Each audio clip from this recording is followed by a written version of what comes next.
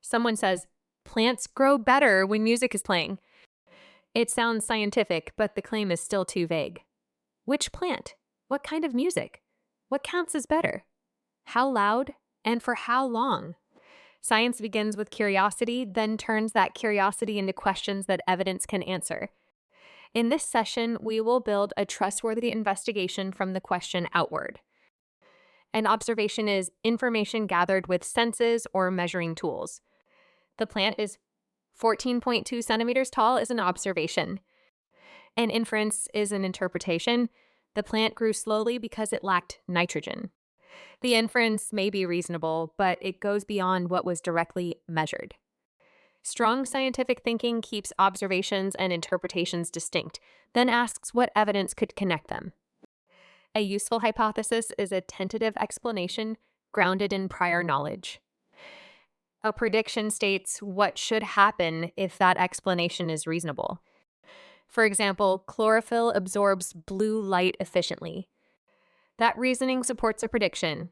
Identical plants under blue light will produce oxygen faster than plants under green light. The explanation and the measurable expectation must stay connected. In a controlled experiment, the independent variable is deliberately changed. The dependent variable is measured as the response. Other relevant conditions are controlled variables. A comparison or control condition shows what happens without the treatment.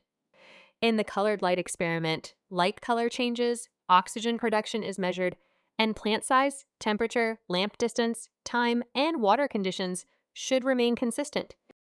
A fair test changes one main factor while holding plausible alternatives steady. If blue light plants are also warmer, larger, or given more carbon dioxide, light color is no longer the only explanation. Good design does not eliminate every difference in nature. It deliberately manages the differences that could confuse the conclusion, uses the same measurement method, and defines the comparison before seeing the result. Reliability and validity answer different questions. Repeated measurements improve reliability by reducing the influence of random variation. Validity asks whether the method actually tests the proposed idea. A ruler that always reads 2 centimeters too high can give very consistent results, yet those results are not accurate. Repetition cannot rescue a method that measures the wrong thing. Trustworthy evidence needs both consistency and a suitable method. Correlation deserves caution. Ice cream sales and sunburn cases both rise in summer, but ice cream does not cause sunburn. Warm, sunny weather increases both. This hidden third factor is a confounding variable. A correlation tells us that two measurements vary together. It can suggest a useful question, but by itself it does not identify the direction of cause or rule out alternative explanations.